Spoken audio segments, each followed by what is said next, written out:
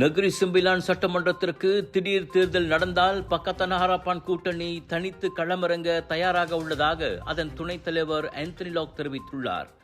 2018 முதல் 2023 வரையிலான காலகட்டத்தில் பல்வேறு சவால்களுக்கு மத்தியிலும் கூட்டணி ஆதரவின்றி பக்கத்தான் ஹராப்பான் அம்மாநிலத்தில் வெற்றிகரமாக ஆட்சியை நடத்தியதை போக்குவரத்து அமைச்சருமான அவர் சுட்டிக்காட்டினார். அண்மைய காலமாக நிலவி வரும் அரசியல் நெருக்கடிகளை தீர்க்க மாநில சட்டமன்றத்தை கலைப்பதே சிறந்த வழி என்றும் இதுகுறித்து மந்திரி பசார் டத்துஸ்ரீ அமீனுடின் ஹாரூனுடன் கலந்தாலோசிக்கப்படும் என்றும் அவர் தெரிவித்தார். ஒருவேளை ஜோஹர் அல்லது மலாக்கா மாநிலங்களுடன் ஏக காலத்தில் நெகிரி சட்டமன்றத்திற்கும் தேர்தல் நடத்தப்பட வாய்ப்புள்ளதாக ஆந்தனி லாக் குறிப்பிட்டார்.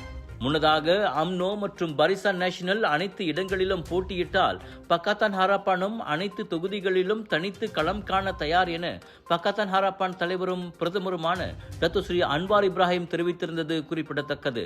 நெகிரி சிம்பிலான் சட்டமன்றத்திற்கு 2023 தேர்தல் நடத்தப்பட்ட நிலையில் அதன் 5 ஆண்டு தவணை காலம் 2028 தான் முடிவடைய வேண்டும். ஆனால் அண்மைய காலமாகவே ஆளும் பக்கத்தான் ஹராப்பான் பரிசான் நேஷனல் கூட்டணிகளுக்கு இடையில் விரிசல் ஏற்பட்டுள்ளதால் தேர்தல் பேச்சு எழுந்துள்ளது.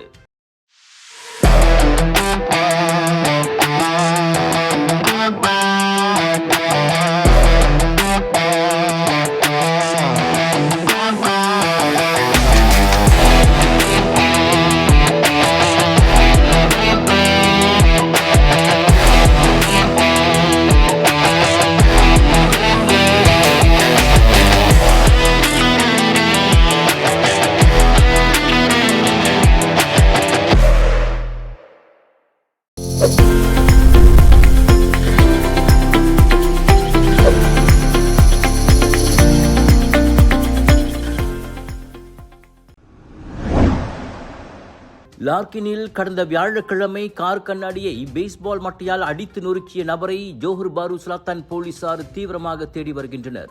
சமூக வலைத்தளங்களில் வைரலான இந்த வீடியோவை அடுத்து பாதிக்கப்பட்ட 62 வயது ஹெய்லிங் பெண் ஓட்டுநரிடமிருந்து போலீசாருக்கு புகார் கிடைத்துள்ளதாக மாவட்ட போலீஸ் தலைமை உதவி ஆணையர் ரவுப் ஸ்லாமாட் கூறினார். இடதுபுற பாதையில் நுழையும் போது கார் சமிக்ஞை விளக்கை பயன்படுத்தவில்லை என கூறி கோபமடைந்த சந்தேக நபர் தனது காரை நடுரோட்டில் நிறுத்தி இச்செயலில் ஈடுபட்டுள்ளார். அவரின் இந்த அடாவடி சமூக வலைத்தளங்களில் பெரும் கொந்தளிப்பை ஏற்படுத்தியது. இந்நிலையில் இந்த விவகாரம் தொடர்பாக குற்றவியல் சட்டத்தின் கீழ் போலீசார் விசாரணையை மேற்கொண்டு வருகின்றனர். இதுகுறித்து தகவல் தெரிந்த பொதுமக்கள் ஜோஹர் பாரு சுலாத்தான் மாவட்ட போலீஸ் தலைமையகத்தை தொடர்பு கொள்ளுமாறு கேட்டுக் கொள்ளப்படுகிறார்கள்.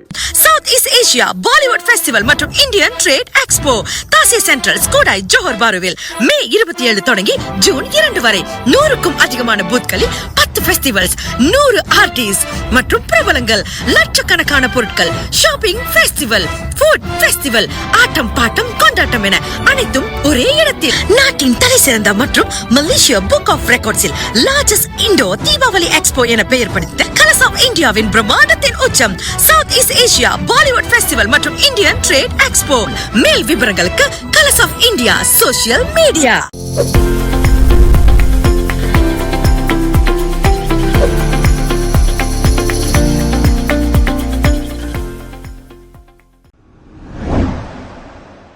திரங்கானு பஹாங் கடலோரத்தில் அமைந்துள்ள சிப்பாட் எண்ணெய் துரப்பண மேடையில் அவசர கால வெளியேற்ற பயிற்சியின் போது நிகழ்ந்த விபத்தில் 3 தொழிலாளர்கள் பரிதாபமாக உயிரிழந்துள்ளனர்.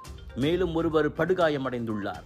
பாதுகாப்பு பிரிவைச் சேர்ந்த 4 ஊழியர்கள் மூடிய அவசர கால மீட்பு படகில் இருந்தபோது அதை தாங்கும் வகையில் பிணைக்கப்பட்டிருந்த கேபிள் கம்பிகள் அல்லது கொக்கிகள் திடீரென உடைந்ததால் இந்த துயரம் நிகழ்ந்துள்ளது.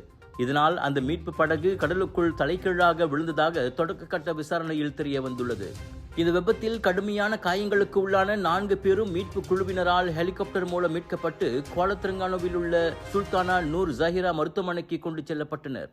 எனினும் அங்கு அவர்களை பரிசோதித்த மருத்துவர்கள் 3 பேர் ஏற்கனவே இறந்துவிட்டதை உறுதிப்படுத்தினர். உயிரிழந்தவர்கள் முறையே 28 வயது ஃபைஸ்வான் ஹக்கீம் புஸ்தாமான், 38 வயது ஹமாட் ஃபிக்ரி ஜக்காரியா, 37 வயது நிக் அஃபிஃபி அஸ்ரி அப்துல் மஜித் என அடையாளம் காணப்பட்டுள்ளனர். எலும்பு முறிவுகளுடன் 36 வயது தௌஃபிக் ருஸ்லான் மருத்துவமனையில் தீவிர சிகிச்சை பிரிவில் அனுமதிக்கப்பட்டுள்ளார். விபத்துக்கான துல்லியமான காரணம் குறித்து போலீசார் தீவிர விசாரணை நடத்தி வருகின்றனர். நாட்டின் தலை சிறந்த மற்றும் மளிகை புக் ஆஃப் ரெக்கார்ட்ஸில் லார்ஜஸ்ட் இண்டோர் தீபாவளி எக்ஸ்போ என பெயர் பெற்ற கலர்ஸ் ஆஃப் இந்தியாவின் பிரம்மாண்டத்தின் உச்சம் south east Asia Bollywood festival and Indian trade expo Tasik central Skudai Johor பாருவில் மே 27 தொடங்கி ஜூன் 2 வரை 100க்கும் அதிகமான பூத்களில் 10 ஃபெஸ்டிவல்ஸ் 100 ஆர்டிஸ்ட் மற்றும் பிரபலங்கள் ஷாப்பிங் ஃபெஸ்டிவல் ஃபுட் ஃபெஸ்டிவல் ஆட்டம் பாட்டம் கொண்டாட்டம் என அனைத்தும் ஒரே இடத்தில் மெகா சேல் மெகா டிஸ்கவுண்ட் மேல் விவரங்களுக்கு colours of India social media.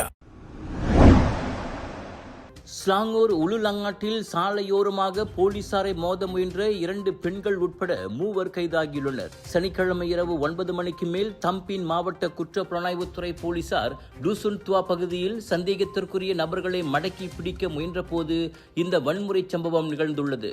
போலீசாரின் பிடியிலிருந்து தப்பிப்பதற்காக அம்மூவரும் தங்களது காரை கொண்டு போலீஸ் அதிகாரிகள் மீது மிக ஆக்ரோஷமாக மோத முயன்றனர்.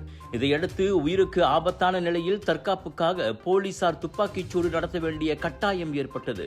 என்றாலும் காரில் தப்பியோட முயன்ற மூவரையும் போலீசார் வெற்றிகரமாக கைது செய்தனர். அவர்கள் பயன்படுத்திய காரில் போலி பதிவு எண் பொருத்தப்பட்டிருந்தது விசாரணையில் கண்டுபிடிக்கப்பட்டது. மூவரும் போதைப் பொருள் மற்றும் பல்வேறு கடுமையான குற்ற பின்னணிகளை கொண்ட பழைய குற்றவாளிகள் என காஜாங் போலீஸ் தலைவர் ACP நஸ்ரோன் அப்துல் யூசுப் தெரிவித்தார். கொலை முயற்சி பிரிவின் கீழ் இச்சம்பவம் தீவிர விசாரணைக்கு உட்படுத்தப்பட்டுள்ளது.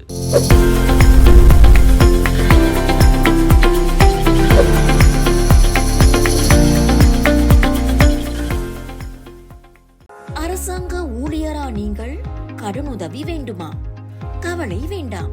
உங்கள் பண தேவையை தீர்க்க காத்திருக்கிறது அரசாங்கத்தின் முழு அங்கீகாரம் பெற்ற நிதி நிறுவனம் அங்காத்தான் ஜாதி டீரி.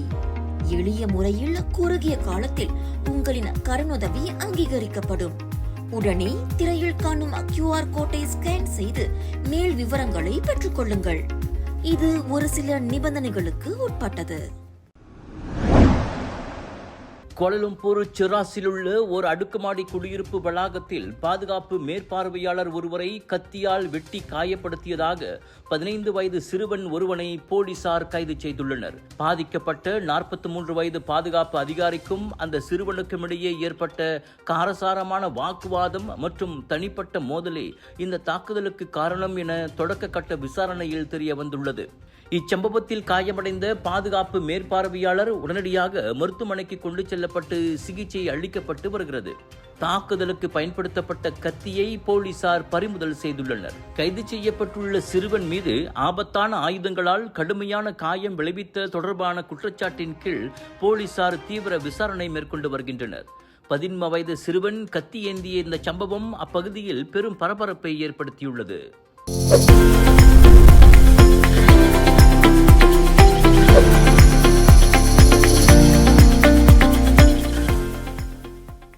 வணக்கம் மேக்ஸ், உங்கள் புதிய OTT உலகம்.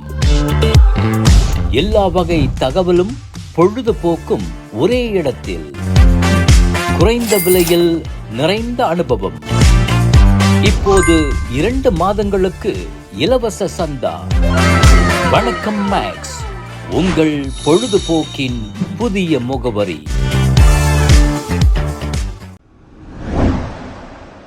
ஈரானுடன் எந்த ஒரு தற்காலிக உடன்படிக்கையையும் அவசரமாக செய்து கொள்ளக்கூடாது என அமெரிக்க அதிபர் டொனால்ட் ட்ரம்ப் தனது அதிகாரிகளுக்கு உத்தரவிட்டுள்ளார். இறுதி ஒப்பந்தம் கையெழுத்தாகும் வரை அந்நாட்டின் மீதான பொருளாதார தடைகள் முழுமையாக நீடிக்கும் என்றும் அவர் திட்டவட்டமாக அறிவித்தார். ஈரானுக்கு எதிரான அமெரிக்காவின் அதிகபட்ச அழுத்த கொள்கை குறித்து பேசிய ட்ரம்ப், வாஷிங்டன் நிர்வாகம் பலவீனமான அல்லது அவசர கால ஒப்பந்தங்களுக்கு ஒருபோதும் உடன்படாது என்றார். கடுமையான பொருளாதார மற்றும் கடல்சார் தடைகள் எவ்வித விதிவிலக்குகளும் இன்றி தொடர்ந்து தீவிரமாக அமல்படுத்தப்படும் என்றும் ஈரான் முழுமையாக பணியும் வரை அதில் மாற்றம் இருக்காது என்றும் அவர் தெளிவுபடுத்தினார். அமெரிக்காவின் இந்த நிபந்தனை வெறும் அணுசக்தி விவகாரத்தோடு நின்றுவிடாமல் ஈரானின் அதிவேக ஏவுகணை தயாரிப்புகள் மற்றும் ட்ரோன் ஏற்றுமதி அமைப்புகளை நிரந்தரமாக முடக்குவதையும் உள்ளடக்கியுள்ளது. ஈரான் தனது அனைத்துலக செயல்பாடுகளை மாற்றிக்கொள்ளும் வரை அதன் மீதான பொருளாதார நெருக்குதல்கள் இன்னும் அதிகரிக்கப்படும் என வெள்ளை மாளிகை வட்டாரங்கள் தெரிவிக்கின்றன. அமெரிக்காவின் இந்த பிடிவாத போக்கு மத்திய கிழக்கு வட்டாரத்தில் பெரும் அரசியல் பரபரப்பை ஏற்படுத்தியுள்ளது. வணக்கம் மேக்ஸ், உங்கள் புதிய OTT உலகம். எல்லா வகை தகவலும் பொழுதுபோக்கும் ஒரே இடத்தில். குறைந்த விலையில் நிறைந்த அனுபவம். இப்போது 2 மாதங்களுக்கு இலவச சந்தா. வணக்கம் மேக்ஸ், உங்கள் பொழுதுபோக்கின் புதிய முகவரி.